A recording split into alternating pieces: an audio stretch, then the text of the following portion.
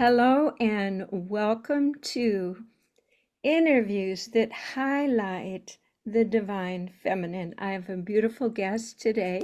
She is from North Carolina. And help me with your first name. Mare. Mare Cromwell. So I welcome you. I'd like to give you a beautiful introduction. And here's the pre-introduction. These talks and interviews are part of a new platform to bring the voice of the divine feminine of truth and realignment to divine order back to the planet, which is a tall order. So this will be part of a media platform, and the playlist is She Said Talks, not TED Talks, which doesn't allow spirituality or non-factual things. And we are going to speak from our heart, and you're going to get to know this woman. And she is, it's phenomenal. So go ahead and take a breath and close your eyes and receive the information about this woman who is so clearly in stellar, pure service. She is the founder and director of the Great Mother Love Way. She has surrendered to serve the Great Mother to support the birthing of the new earth emerging now. She is an internationally known Gaia Mystic High Priestess, visionary, author, and healer. Some might call her a medicine woman. Her close rapport with Mother Gaia has been recognized by a number of prominent Indigenous Elders. That's very impressive, including one Hawaiian Elder who informed her that her work is in the native prophecies. Her award-winning books include two channeled ones with Mother Gaia, the Great Mother Bible, Messages from Mother, Earth Mother. Her first book is If I Gave You God's Phone Number, Searching for Spirituality in America. I love all these titles. She has studied with Native American elders for 26 years, along with other gifted spiritual teachers, and is the visionary behind, and this is what we're bringing to you today. This is amazing.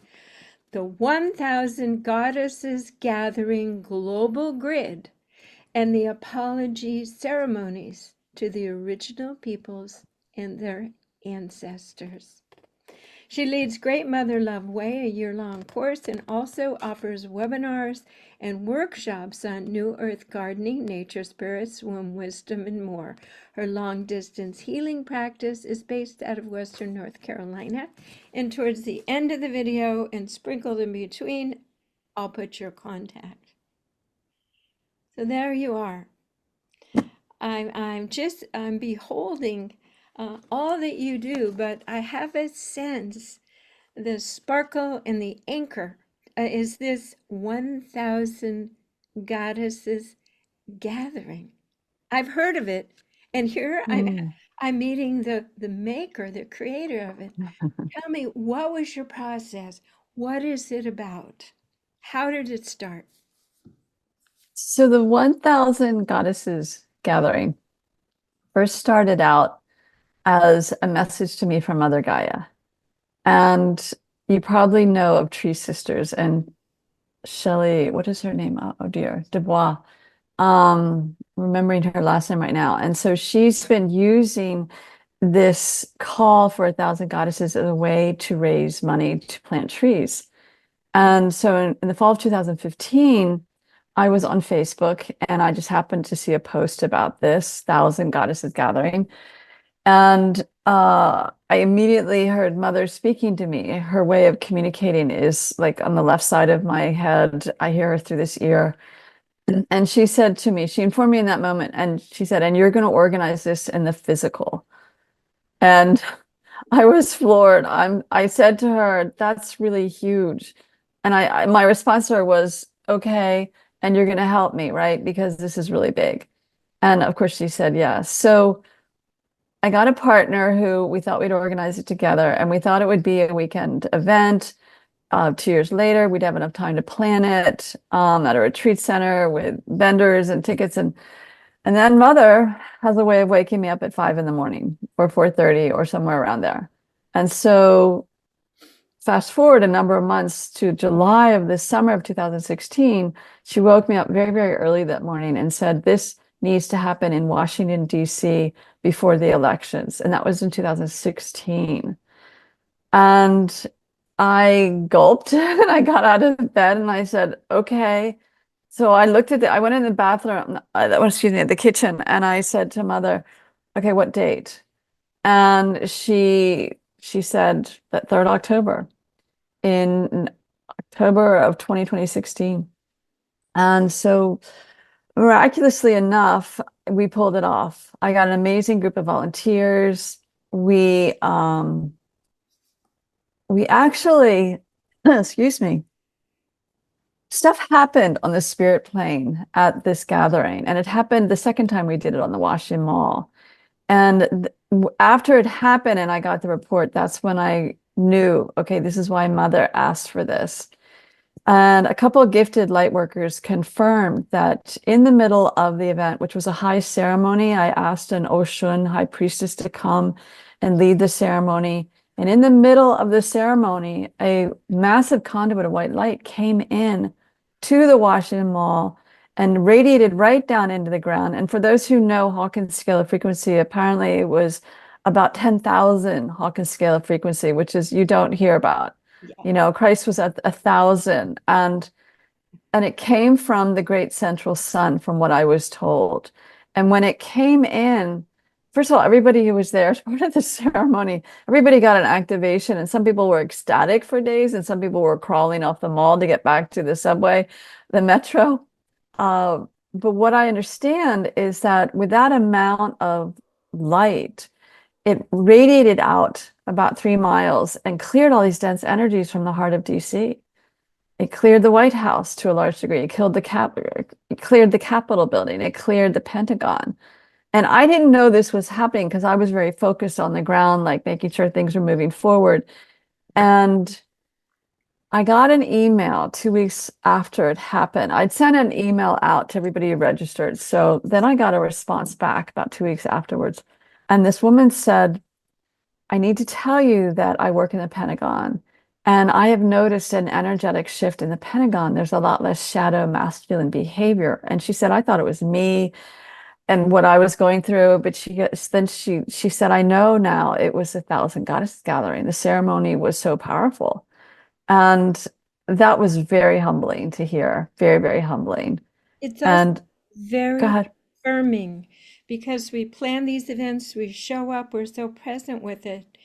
And I am always stunned and so pleased to hear from someone who has eyes to see what actually occurred and people's experiences, because sometimes it does seem in the etheric, it seems nebulous, Mm, but these activities are potentizing and they are mini strikes of lightning. mhm, A mhm. coil of 1,000 hertz, that's a lot, that's my language. Total vibrational reattunement. And Wow. right in time to readjust some things before new leadership helms, Yeah. the elections. So Yeah. Yeah. I love the way you word that. So we did it again on the Washington Mall in 2018. Again, it was the third weekend in October. And again, a massive conduit of white light came in. And it actually came in, interestingly enough, we had a divine masculine part of that whole ceremony. There were different goddesses, priestesses leading pieces for Mary Magdalene, the Virgin Mary, etc. But then we also had a divine masculine committee to hold space and to offer to make vows to support the divine feminine and to support Mother Gaia. Very powerful. The massive conduit of white light came in right in the middle of their ceremony. And a couple of people videotaped it. And unfortunately, I haven't ever gotten any copies of the videotape. I tried afterwards and I couldn't get the man who had done it to send it to me. But there were a couple people who saw it. And again, it cleared a lot of dense energies from the heart of DC. And I've shared this with people recently, and they're like, you need to go back, you need to do it again. I'll go. You'll join us. I love it.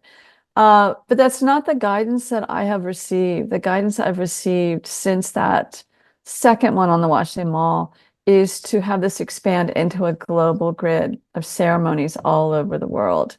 And I can tell you, even though I haven't gotten any videos or people reported like, a massive kind of one light here or there, I can tell you that what I understand from Mother Gaia is we're actually activating or amplifying Gaia's oneness grid, which is an energetic grid around the planet. And it's very powerful when people do ceremony. And so anyone's invited this year. It's different this year. We can get into that in a moment.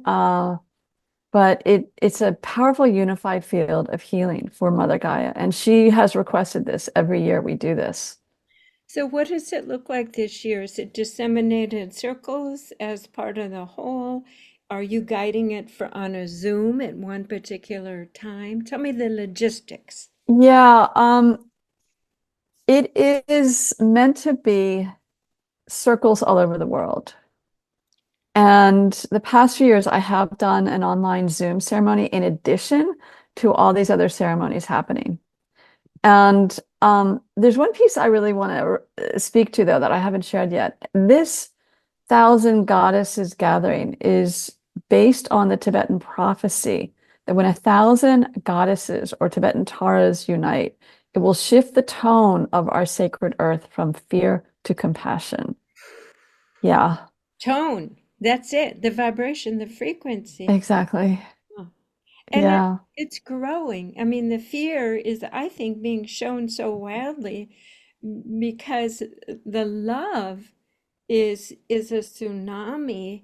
And so the fear is these shards of this hopeless energy drowning. I think Hmm. hopefully that's the image that the fear-based reality is drowning and kicking up its last, you know, trying to stay alive, but the tsunami of love through these events.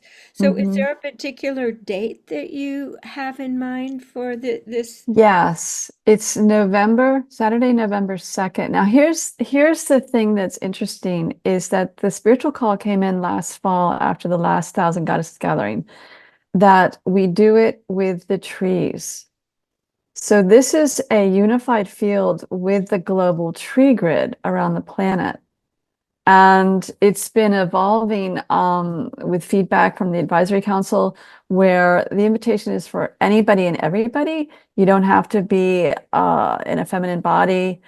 Um, just come join us in a global tree love day. And all the ceremonies that happen are beautiful. And then others who want to go out and love the trees, open their hearts to the trees, meditate with the trees, they're most welcome too. So it's really expanded this year to a much bigger invitation, and I'm really excited about it. I love that that you're working with the tree energy because the scientist, spiritualist science, and there's one fellow who's the head, and I'll put his name here at the end. My partner has been talking to him, where he is able to decipher communications and the historical vibrational beginning stories of the planet, which of course that pure state, the indigenous holding everything in natural order and balance. Mm-hmm. So by working with the trees, we're tapping into their innate wisdom of proper balance Mm-hmm. and recognizing the true harmonic potential for man living in harmony with the earth. So Mm-hmm. I love that. I love Yeah, that yeah, you're working with the trees. The whales also powerfully hold sonic codes of divine order until humans could get it. yeah. Yeah, it's phenomenal when we start tapping into these different arenas and we can tap into that wisdom. I'm fascinated by this man. I want to learn more about him. I'd love to learn more later, perhaps. I'll Uh, definitely put some information about this gentleman. that'd be And I great. have a friend Pierre who dives down with the whales and records. And you're talking about the grid, and on my wall over here, we've got the whales with little dots with codes. I'll put a picture over this while I'm talking about it.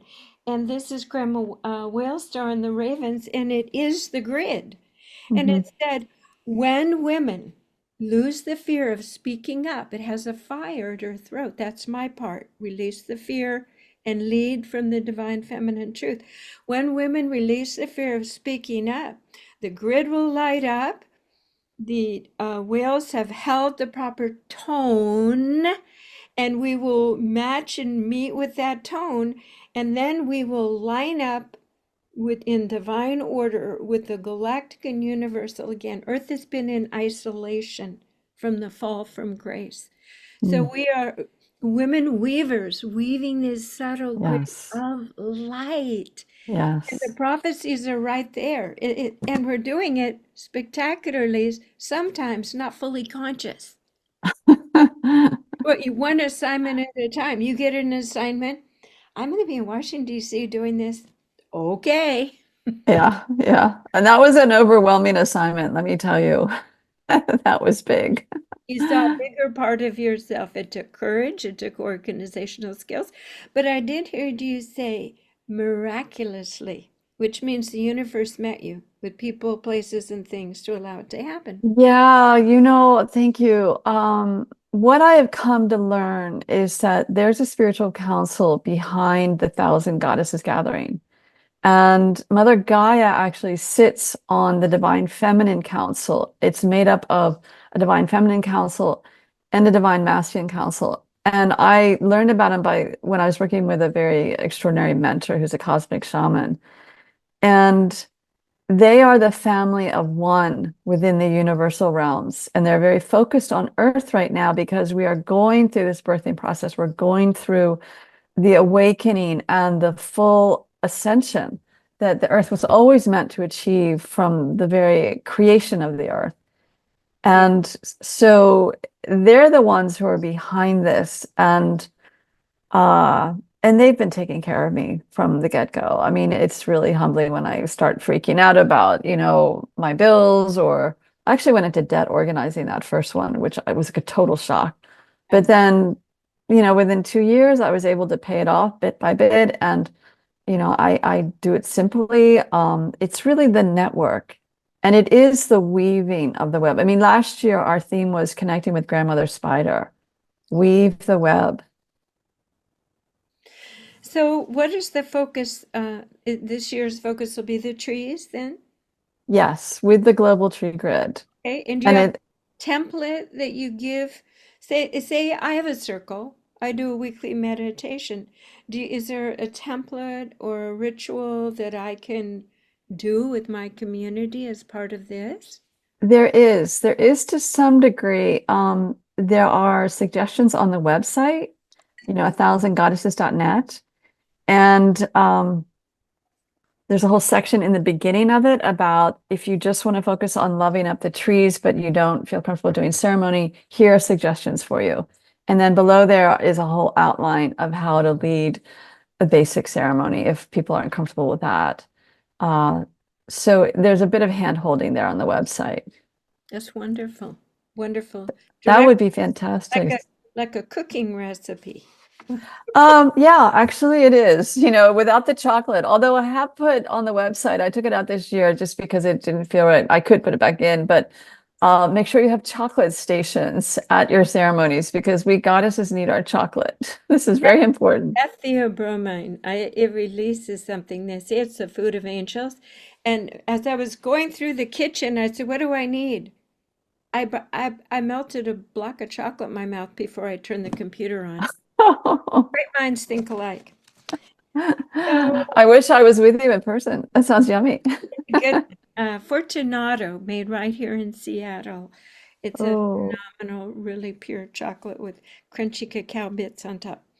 So I love yeah. this next question specifically. I mean, we have a female by default who's now sitting on the throne of prudential presidency of the most powerful country in the entire world, America. Would you speak of the right, not and not that she is espousing the divine feminine, she is in a female body, but there is the potential for her to hold more of the divine feminine. So what we are doing with our voices of truth and hearing guidance and information. For instance, I'm working with Kamala Harris's voice to be grounded and fuller. So my part of the divine feminine is to help the leaders voice divine feminine principles. So would you speak of this rising of the divine feminine and subtle activism, because it is shifting everything? Mhm. Mhm. Tell me, what are your thoughts around that? And how is ceremony have a significance for that? Yeah, good questions. The rising of the divine feminine is a growing wave of energy of we women and those who embody the feminine really going deep and shedding our repressed energies, shedding what has silenced us. And this is something that you know more about than I do with your professional work with the voice. And we are being called. I mean, I'll word it this way. We're being called to bring the compassion back in. We're being called to awaken our intuitive selves and honor them as a guidance for the decisions that we make and that society can make. We're being called to bring back the wisdom of the circle and the cycles, because the masculine has been so focused on straight lines, linear thinking, hierarchical. And I'll say the wounded masculine, because I make the distinction between the wounded masculine and the masculine, especially, the divine masculine. But we're being supported on the spirit plane hugely. And a lot of women, I mean, I don't want to be too repetitive, but are doing deep, deep, deep work to tap into their strength, their voice, and their courage, which is a form of strength, if you could say. I mean, I have good friends who are womb healers because our power sits within our most sacred center in our womb space.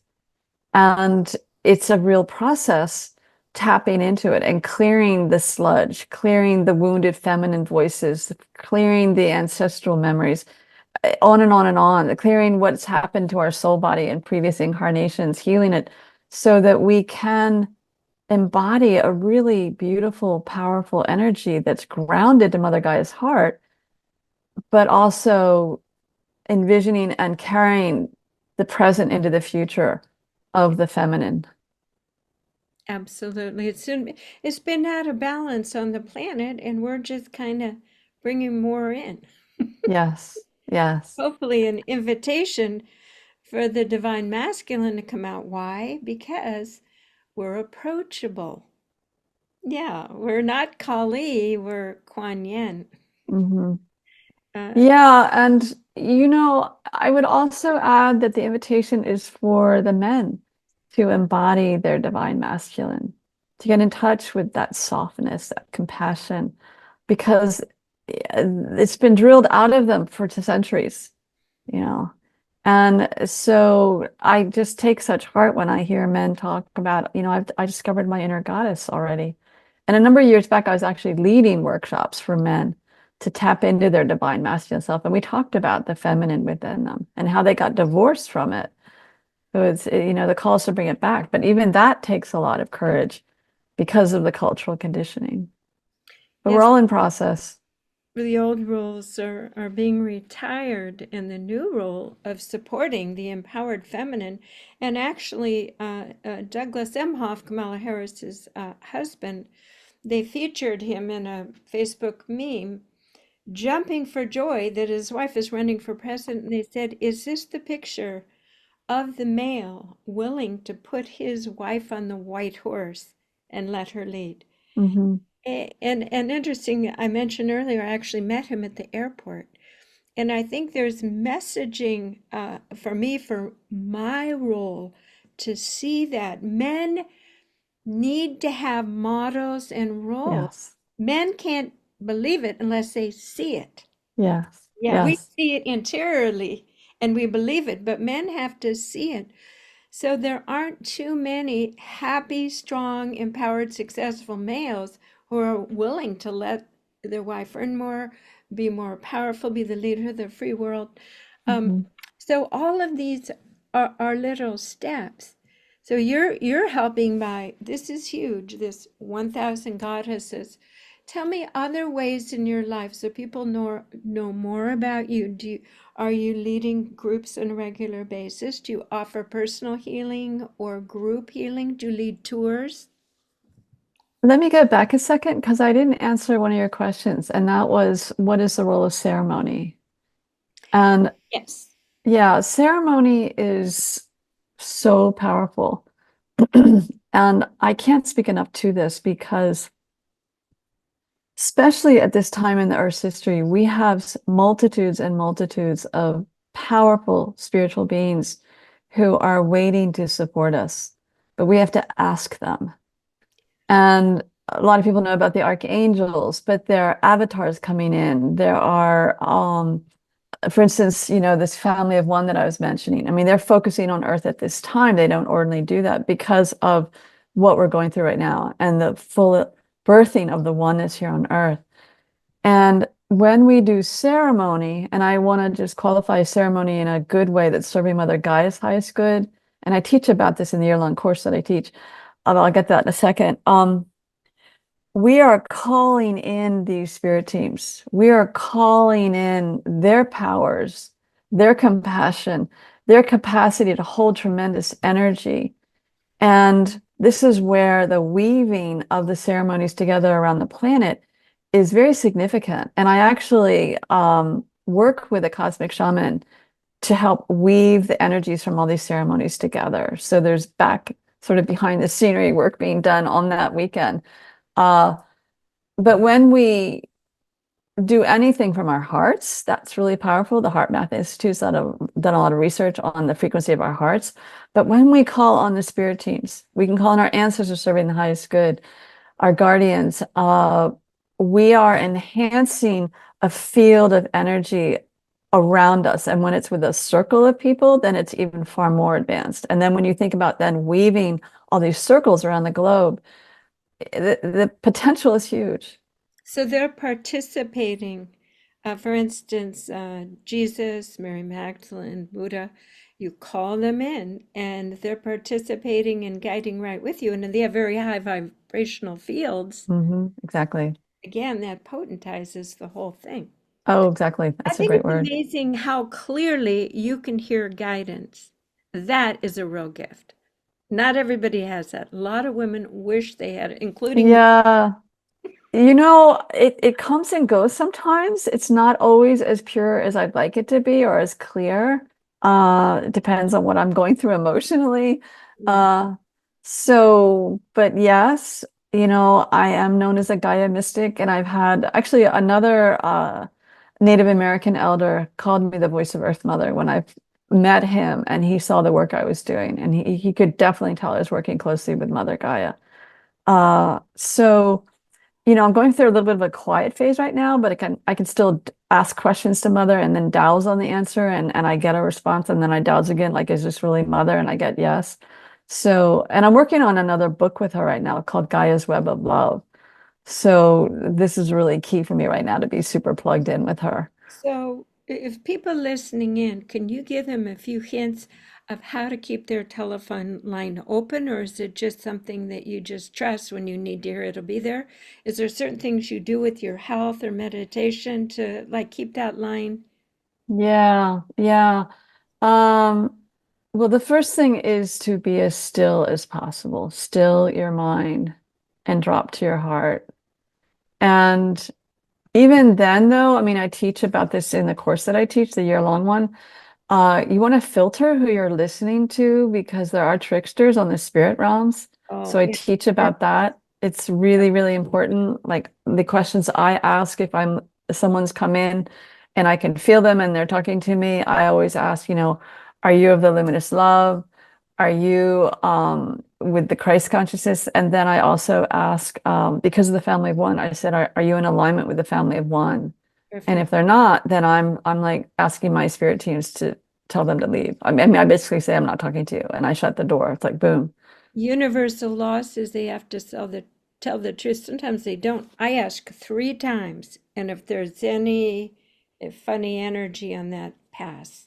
Yes. Yeah. That's a good, and tune into the energy. That's a key one too. It takes But trust. I mean, you it, have so much trust. You have so much faith. there are moments I don't, there are moments I waver. So, uh, but yeah, I mean, we're all meant to be mystics, honestly. And thousands of years ago, humans were mystics. They were talking to the plants. That's how they knew what the healing properties of the plants were.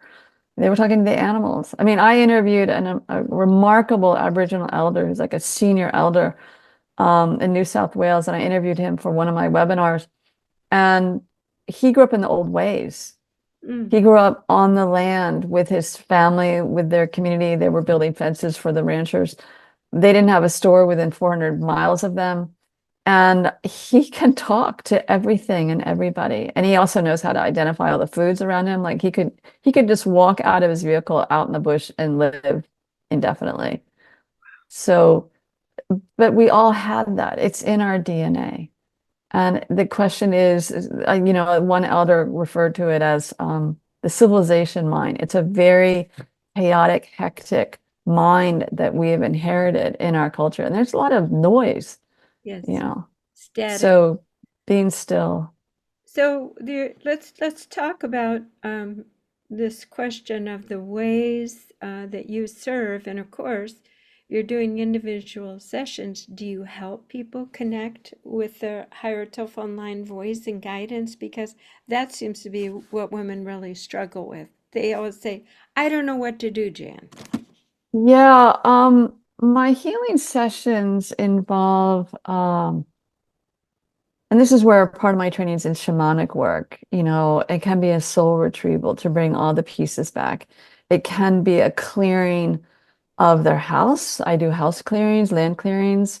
It can be honing in on what those shadow voices are and helping to heal those so that they can then tap into their essential divine self. Because that is the space from which we can listen.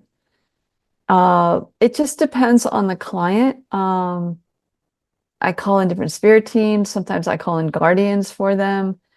The focus is not necessarily that they be a mystic at the end of the session or the sessions. The focus is more how can they be more in balance within their hearts, living a more beautiful, productive, fulfilling life. And if they start receiving messages, that's all the better, you know. I love that. Practical based. Um, so you're doing the 1,000 goddesses. They can find out on your website about that. Mm. Individual healing sessions. And are you doing groups? You're writing a book. Tell us other ways that you're. Yeah, my signature work for the past few years has been to lead a year-long course called the Great Mother Love Way. And then I have advanced groups that I lead too. They start with the first year and we keep on going. And it's a very rich immersion into connecting with the divine feminine, connecting with Mother Gaia, learning some skills, some tools, learning how to work with your shadow self to heal it more effectively. The goal of it by the end of the year is to be a luminous love node for Mother so that we can embody in our lives, in our work, in our dance, so to speak, a pure, clear vessel of luminous love.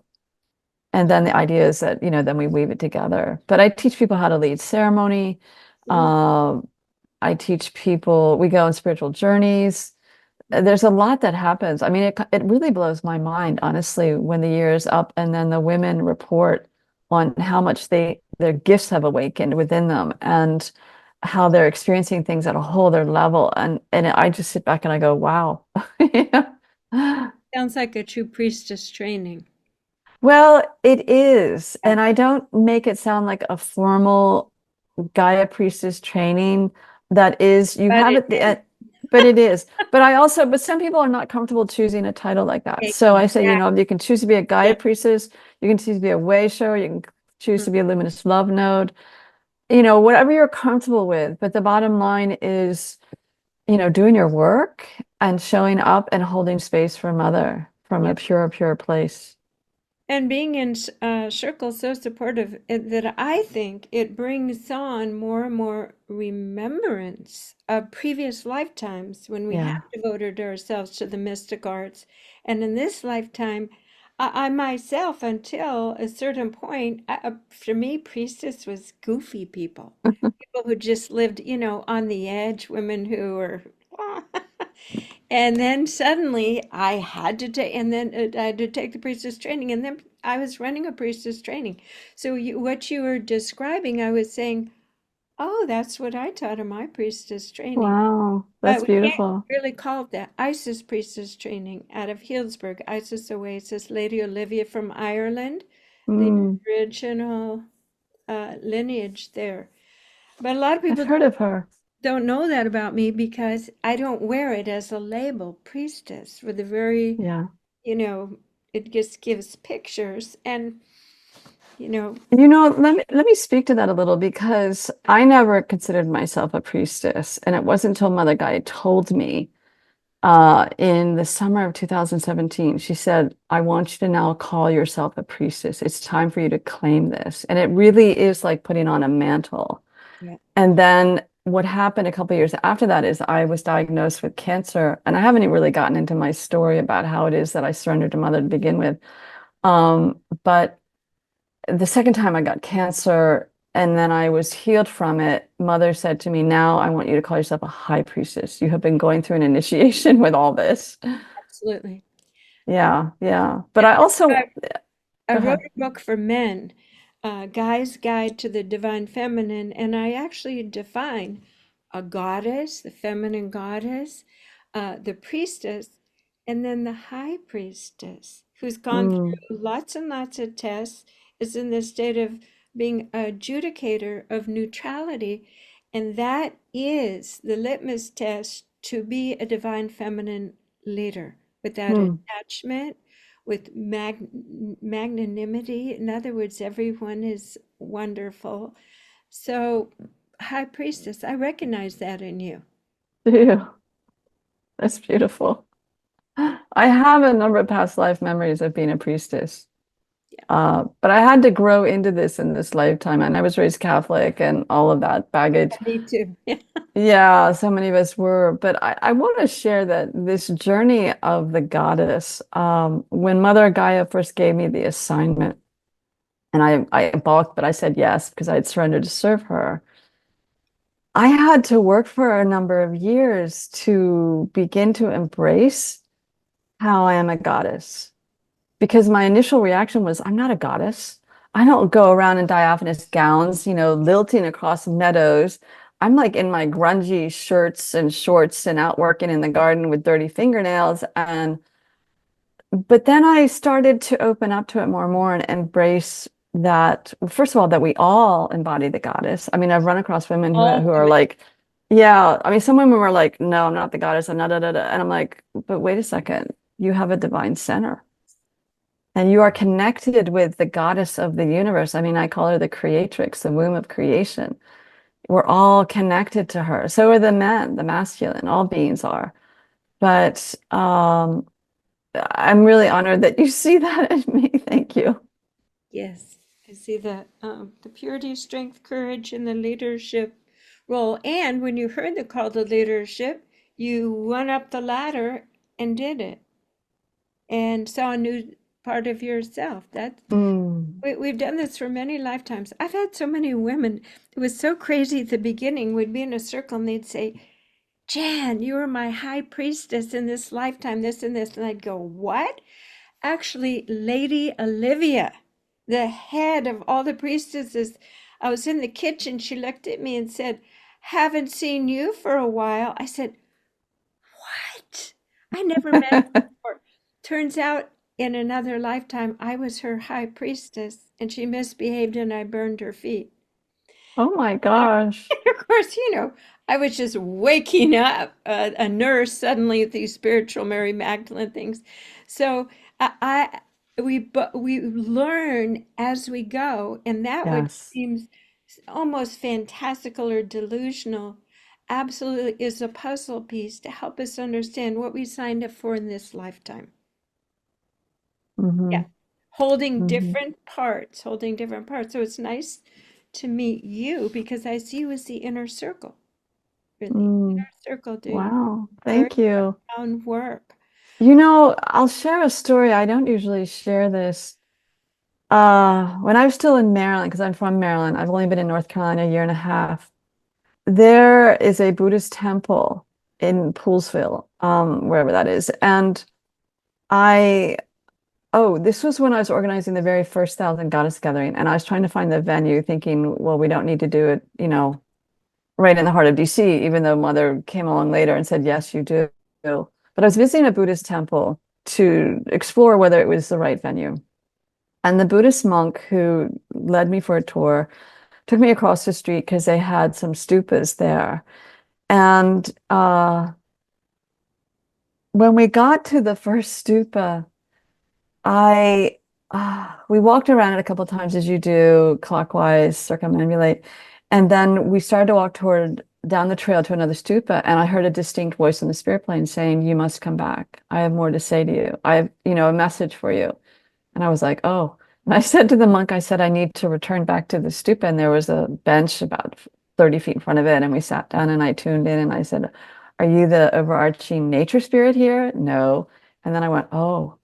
Are you the Buddhist Tulku who this was built for?" And he said, "Yes." And then he gave me the message, which blew my mind that, and I feel like I'm being arrogant or egotistical saying this, but for some reason it's coming forward.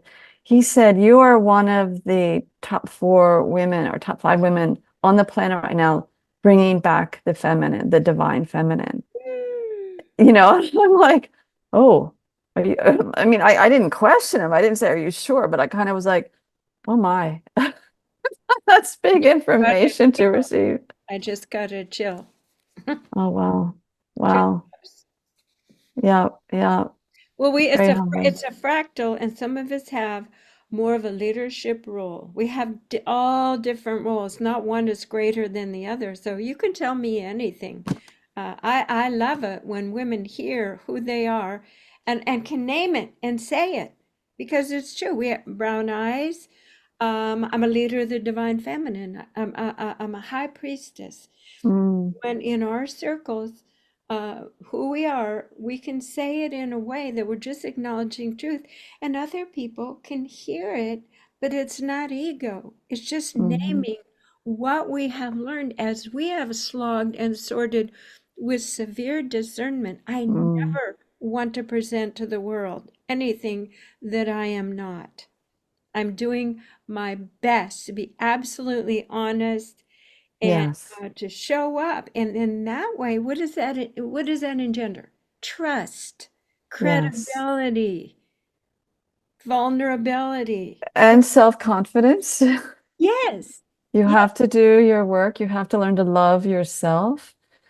And I would also say for me, humility. I have to Yes.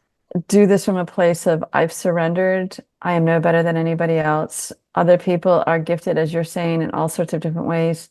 Uh, and I'm still very human. We're all human. Oh It- boy. It's a journey. It really is a journey. So I don't know about you, but I can go for months sometimes. So even though I do weekly meditation, where I just kind of forget what I'm supposed to do. Do you ever do that? Just go into like a little cul-de-sac and sideways, and I come out and say, Jan. Um, maybe not the same way, but sometimes I feel like I got out of the groove and Mm, I'm working to find my way back in. yeah, I've been doing, and you'd think I had been doing this for years, but I've been waking up in the morning asking Mother, how can I best love you today, Mother? How can I best serve you? And today. I get a response, it could be surrendering to the love in my life.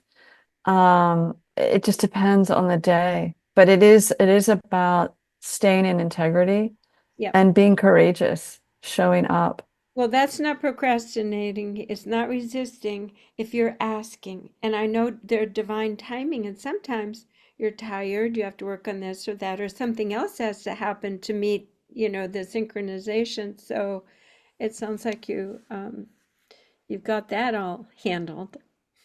So let's You're kind. It depends on the day. wind up this interview. We talked about this, we talked about this. Um, so often at the end, I'll say, Is there anything about you that people would find very interesting that is unique to you? For instance, I was a dancer in Las Vegas when I was 19. Oh my. So, is there anything about you that people would say, wow, I'm so glad we know that about her? How interesting. Uh, I'll share this. I grew up as a tomboy. I love being outside. I got rid of my dolly when I was like 4. And that, however, I'll word it this way. I grew up in a blue-blooded family in Baltimore, and I was a debutante when I was 18. And for years, I hid that information. I didn't want anyone to lay any judgments on me, put me in any boxes. And I look at it all now as just, it's all part of the dance. Like Jackie Kennedy, you coming out party with the little corsage Yes, and dance. yes, yes. White dress, all Well, you the, learned. You learned how that level of consciousness and wealth thinks and moves through the earth. It's part of our education. yes, exactly. Not a lot of empowered women in that social set at that time. No, So, you graduated, but it sounds like it was an important piece of your history. I actually was fairly poor growing up, and then was fairly wealthy, and now I say I'm just right. And it's good to know how the rich think. My father would always say, the rich think different. And I thought, what does mm, that mean? So the sense of entitlement. I own hmm this, I own the way people, I own hmm everything. And yeah, not that yeah. being rich is the root of any evil. It's because we all need resources, but we understand that there's some new ways to handle resources for the future. Yeah, gosh, we could go off on a whole other conversation about this because it embodies there's so much wounded masculine patriarchal energetics. And I've been meeting people who have been communicating with money. It's fascinating what they're hearing from money. Conversations with many. With money, I yeah. wish we could do an interview on that. Yeah, I totally. could connect you with a woman who I'd love that. she's remarkable. Her name is Gail West. She's written a book called, I think it's called Dancing with Money.